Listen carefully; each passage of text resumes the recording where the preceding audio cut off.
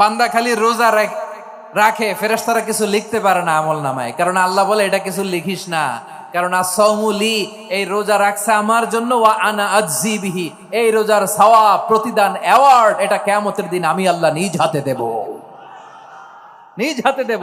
আরেক বর্ণনায় এসেছে ওয়ানা উজজাবি, আমি আল্লাহ নিজেই হয়ে যাব রোজার প্রতিদান। সুবহানাল্লাহ পড়েন। আবার আল্লাহর হাবিব বলেন ইন্না ফিল জান্নাতি সামানিয়াতু আবওয়াব, জান্নাতের দরজা মোট 8টা, ফিহা বাবুন ইউসাম্মা আর-রায়্যান, 8টা দরজার মধ্যে স্পেশাল একটা দরজা আছে, ওই দরজাটার নাম হলো আর-রায়্যান।